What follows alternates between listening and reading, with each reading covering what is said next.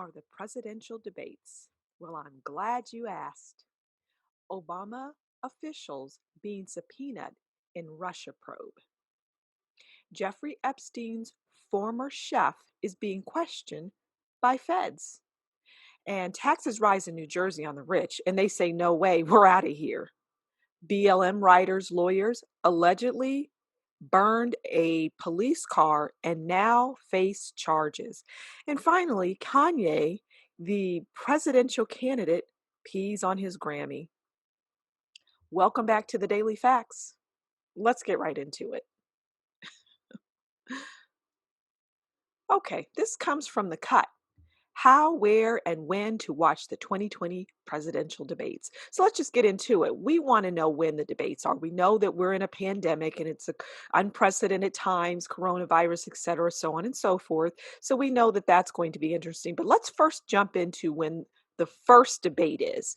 So the first presidential debate is Tuesday, September 29th from 9 to 10:30 p.m. Eastern Standard Time. It's at the Case Western Reserve University in Cleveland, Ohio, and it's being moderated by Chris Wallace of Fox News Sunday. Now, the debates will be available for streaming on C-SPAN, and most major networks will air them as well. Okay, and that goes for all of these. The second debate, that is on Thursday, October 15th from 9 to 10:30 p.m. Eastern Time. Where it is going to be held is at the Adrian Arsht Center for the Performing Arts in Miami. It's moderated by C-SPAN political editor Steve Scully. And again, it's going to be streaming on C-SPAN, and the major networks will likely air it. The third presidential debate is on Thursday, October 22nd from 9 to 10:30 p.m. Eastern Standard Time. It's at the Belmont University in Nashville, and it will be moderated by NBC News White House correspondent Kristen Welker.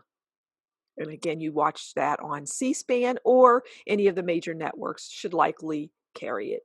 And then there is one vice presidential debate, and that is Wednesday, October 7th from 9 to 10:30 p.m. Eastern Standard Time at the University of Utah in Salt Lake City. And that's moderated by USA Today Washington Bureau Chief Susan Page. And again, you can watch that on C-SPAN, and most of the networks will likely air it as well. So it looks like they will be there in person. That's being President Trump and Joe Biden. They will be live. They won't have an audience, I don't believe, but they will be there together. And the vice president debates as well. Mike Pence and Kamala Harris will be there. So let's just look at this real quick. According to the Washington Post, the commission has not yet elaborated on its plans for the debate stage outside of winnowing the number of moderators down to one per night. As to whether or not candidates will be there in person or beam in video conference, the commission has said only that it will stick to the CDC guidelines. For now, it's TBD on whether or not we'll see a live debate or a live audience, although the Post reports that two university venues, Notre Dame and the University of Michigan, already backed out over coronavirus concerns on campus. Still, it seems reasonable to expect that social distancing restrictions will at least prevent Trump from stalking his opponent, shark-like, around the stage. Well, I think that's a little ridiculous, right? A stalking? I mean, do we know what stalking is? I mean, that's an insult to people that have been stalked. President Trump didn't stalk anyone, but you're going to have that with people or newspapers and whatnot that simply don't like him. So they're going to use harsh terms against him. But at any rate, the important thing is there are three debates, and it's going to be a train wreck, and we're going to watch it. All right, next up is Senate Homeland Security Committee authorizes subpoenas for testimony from Obama officials as part of Russia probe. includes John Brennan, James Clapper, and James Comey. Oh, okay. The Senate Homeland Security Committee on Wednesday voted to authorize subpoenas for former CIA Director John Brennan, former Director of National Intelligence James Clapper, former FBI Director James Comey, and other Obama administration officials as part of its broad review into the origins of the Russia investigation. I find it interesting that all of these people are former. Well, we know that James Comey was fired, right? Well, they're all in hot water, in my humble opinion. The committee on Wednesday held a business meeting to authorize Committee Chairman Ron Johnson, Republican of Wisconsin, to issue notices for taking depositions, subpoenas for records, and subpoenas for testimony to individuals relating to the panel's Crossfire Hurricane investigation. The Justice Department Inspector General's review of that investigation and the unmasking of U.S. persons affiliated with the 2016 Trump campaign transition team and the Trump administration. We know all about that unmasking, you know. We know all about this Crossfire Hurricane. I've covered it quite a bit on this channel. You can go back and look at some of the other reports that I've done, as well as the indictments that I've reviewed. It's pretty fascinating. The committee also authorized subpoenas for Sidney Blumenthal, former Obama Chief of Staff Dennis McDonough, former FBI counsel Lisa Page, former FBI agent Joe Pienka, former ambassador to the the United Nations Samantha Power, former FBI Director of Counterintelligence Bill Priestap, former White House National Security Advisor Susan Rice, former FBI agent Peter Strzok, former FBI lawyer Kevin Kleinsmith, who pleaded guilty to making a false statement in the first criminal case arising from U.S. Attorney John Durham's review of the investigation into links between Russia and the 2016 Trump campaign, among others. That's right, Kevin Kleinsmith pleaded guilty. Speaking of which, let me just take you over to the Daily Facts here. And I did a walkthrough of the General Flynn case, which relates to the Crossfire Hurricane, and it's pretty interesting. This is part one. There are other parts as well. This is the Kevin Kleinsmith indictment. I read through that, and it's actually quite good. It's very interesting. So yeah, we have some interesting times right now, don't we? Yeah. All right, we're going to listen to a bit of this news clip, and then we're going to move on to our next article. News alert now. Senate Homeland Security Chairman Ron Johnson has subpoenaed the FBI and Director Christopher Wray as part of its broad review into the origins of the Russia investigation. Let's bring in former Deputy National Security Advisor KT McFarland. She's also author of the book Revolution, Trump, Washington, and We the People. KT, good morning. Thanks for being here. So what does Chairman Johnson want from Christopher Wray, the FBI director? Well, he's asking for three things, the initial subpoena. So he's asking for all the documents that the FBI turned over to the Inspector General. And he's also asking for all of the documents related to Crossfire Hurricane, which is the Steele dossier, which is the origins of the Russia probe. But interestingly, he's also asked for all documents that the GSA, Government Services Agency, General Services Agency, had collected during the transition into the Trump administration, and asked for what documents were there. I mean, what documents were turned over to whom? Who was turned them over to the FBI? So when I'm looking at this for those three requests, I think some of this is indicating that they're looking also at the Mueller investigation, not just at incompetence at the FBI or potential wrongdoing. In any event, I think Christopher Wray is in big trouble because, Sandra, he did one of three things. He either knew what was going on in the FBI and he uncovered it, and he kept it covered, cover it up. Secondly, he didn't want to know, and so he's just sort of, don't tell me about it, I don't want to know. Or he is just completely incompetent. I mean, either way, all three of those are pretty bad indictments against the current FBI director. First, All right.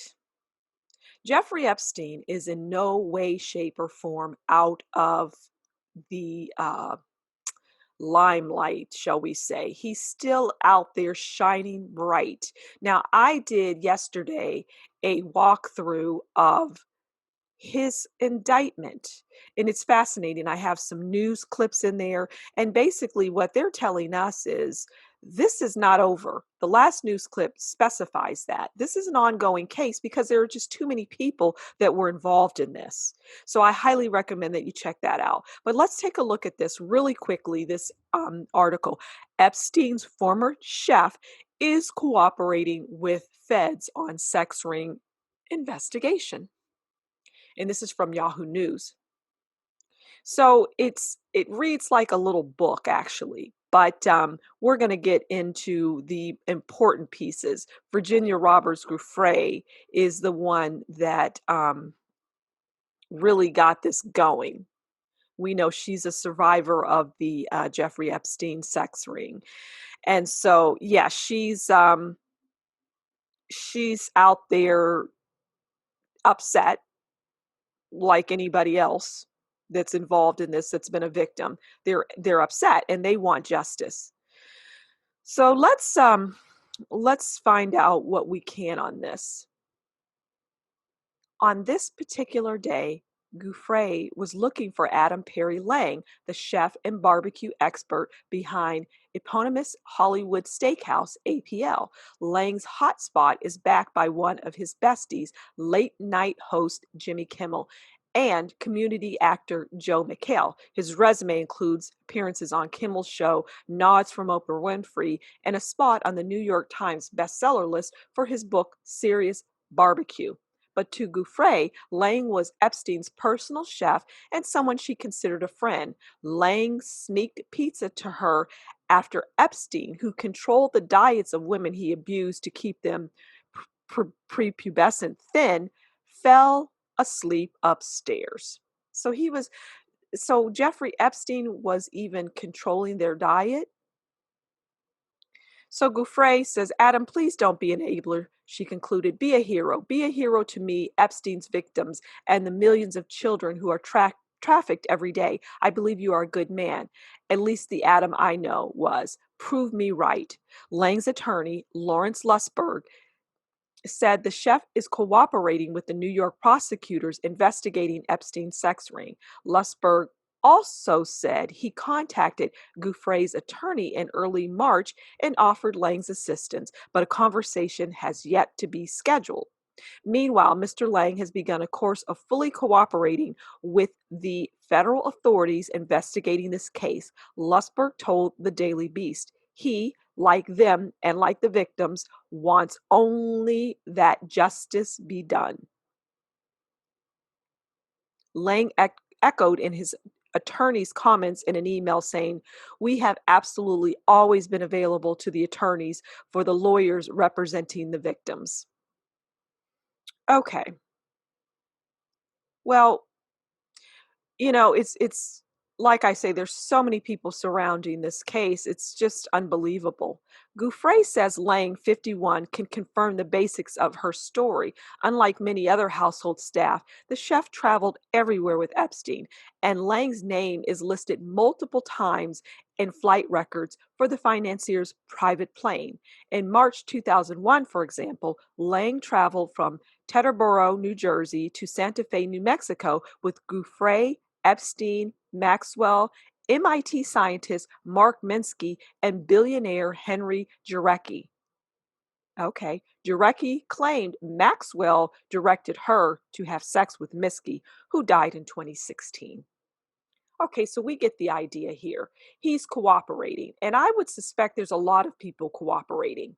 If you listen to the indictment read through, there's people that they talk about in the indictment that are helping. So it's clear once you listen to that indictment that I walk through. I'm going to take you back over there.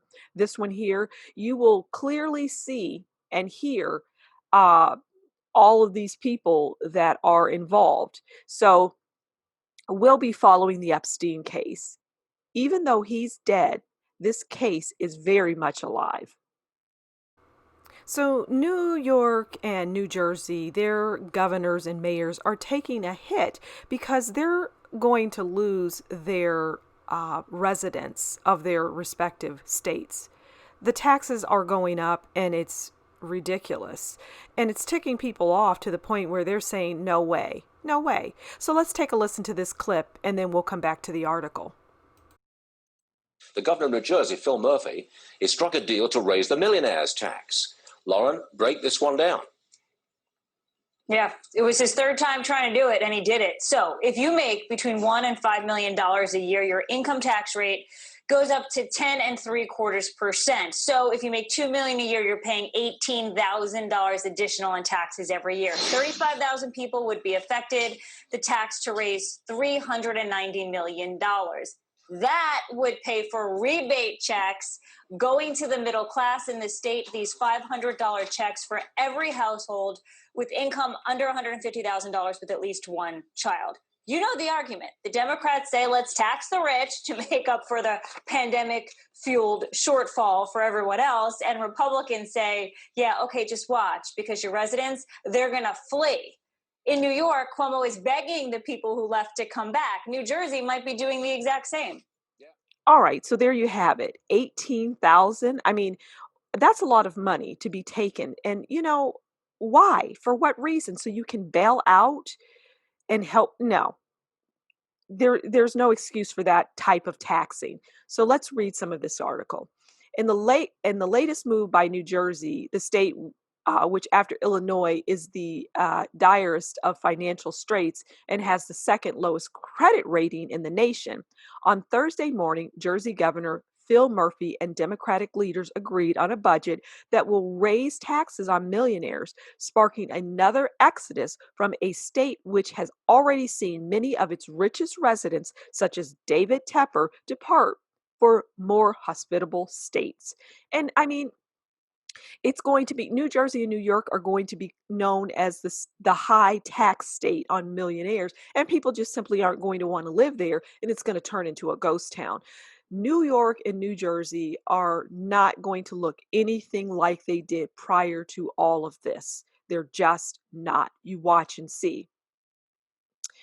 All right, Governor Murphy campaigned on a vow to raise taxes on the rich in New Jersey. It took 3 years and a pandemic to get it done. Clearly, the NYT has any idea just how worse off the state will be in a few years as a result of sliding real estate prices and broadly lower tax revenues. Murphy, a former Goldman Sachs executive, will you look at that? You always learn something, right? He was a former Goldman Sachs, executive and fervent Democrat who took over as New Jersey governor from Chris Christie in 2018, was expected to announce on Thursday morning a deal that includes a higher tax rate for residents earning more than $1 million a year. Now, you know what? $1 million a year sounds like a lot of money, but once you're taxed, hence the story, that comes down. It's not as much as you think. Now, a lot of people would say I would take $1 million, and I agree, I would too. But the point in all of this is that that's not a lot of money, and they're being heavily taxed. I would say that it's the people at the lower end of this millionaire, you know, tax grab that are going to be hit the hardest, right? So, in keeping with Murphy's social justice warrior ambitions, the agreement also includes a $500 rebate for families with at least one child and an annual income of less than $150,000 a year for couples and $75,000 for single parents. The new tax is expected to generate an estimated $390 million this fiscal year, while the $500 rebate is expected to cost about $340 million a year. I don't think we need to read any more of this. It's pretty obvious what's happening. And again, we'll see two things. We'll see how long millionaires stick around in New Jersey, and we'll see how long Governor Murphy sticks around as the governor. All right, this story is, well, it's unfortunate. This is BuzzFeed News. These two lawyers face up to life in prison for allegedly burning an empty cop car. Well, the only thing I can say about this is thank God the cop car was empty. The federal case against the lawyers Colin Mattis and Uruj Rahman is a stark example of how the Trump administration is cracking down on Black Lives Matter protesters. Now, I wouldn't say they're cracking down on Black Lives protesters. I would say they're cracking down on people that are committing crimes. And if they happen to be a Black Lives Matter protester, so be it. So the NYPD van on Brooklyn Street was banged up and empty, a battered steel shell with shattered windows and a mask of spray paint. Shortly before 1 a.m. on Saturday, May 30th, the fourth straight night of nationwide protests against police brutality, a Molotov cocktail set it ablaze. A surveillance camera perched outside the NYPD's 88th precinct down the block captured the incident, including a tan Town and Country minivan at the scene. Around 10 minutes later, officers pulled over a vehicle fitting that description. Collinford Mattis, 32, was at the wheel, and Uruj Rahman, 31, was in the passenger seat. Officers found a lighter, a tank of gasoline, and a bottle stuffed with toilet paper in the back seat. Rahman and Mattis were handcuffed and transported into holding cells at NYPD headquarters. 2 of 23 arrested in Brooklyn that night for actions connected to the protests against police brutality. Well, Brooklyn's district attorney office handled most of those cases, which prosecutors processed through the night as the arrests poured in. 10 people were released without charges, and most others were hit with low-level infractions, such as criminal mischief or disorderly conduct. A few faced allegations as severe as illegal gun possession. By June 4th, federal prosecutors had pursued charges against 51 people linked to the protests. In the weeks that followed, U.S. Park Police cleared protesters in Washington, D.C. with tear gas, and Border Patrol agents detained demonstrators in Portland, Oregon by shoving them into unmarked cars. President Donald Trump issued an executive order stating that the Department of Justice would prosecute to the fullest extent permitted anyone who vandalizes public monuments, claiming this was necessary because of local public officials' abdication of their law enforcement responsibilities. When it came to Rahman and Mattis and the alleged crime of burning an empty and already damaged police vehicle, well, it doesn't matter if it was already damaged. That's irrelevant. They set something on fire. What was the damage? You said already damaged. Was it maybe a tire blown out or cut? Well, that's something that's easily fixed, right? But when you talk about burning it, now you're talking about completely destroying property. There's consequences to all of this. So the U.S. Attorney's Office brought charges so severe they carry a mandatory minimum sentence of 45 years in prison and maximum of life, a potential punishment one former federal prosecutor called ridiculous, another called out of hand, and a third described as an extreme tactic to send a message to other protesters. And I would agree. This is happening all over the country. It's happening all over the country. So I think that's enough. We have an idea of what's happening here, and we'll keep track of this and see what the outcome is. I have a feeling that they're going to be convicted. But as we say, they're innocent until proven guilty. Now, someone who may not be innocent but is still innocent until proven guilty, is Kanye West. And he decided to urinate on his Grammy. Okay, there it is there. We're not going to play it. So Kanye West tweeted out this picture here of him urinating on his Grammy. He was subsequently removed from Twitter. Twitter didn't like that. And his friend Rick Ross tweeted out for him, "My friend Kanye West wants you all to know that he was kicked off of Twitter for 12 hours. So he's gone bye-bye for 12 hours. And I think it's a disgrace. I mean, Kanye, you're running for president. This is not presidential behavior. I don't know what's on his mind. I really don't. And personally, I'm not even concerned with why he did it. We just know he did. And he's protesting something, and it has to do with the Grammys. So, it's just one of those crazy things that Kanye does. Yeah. All right. Well, thanks for stopping by the Daily Facts. Do like, share, subscribe, and leave a comment below. Bye.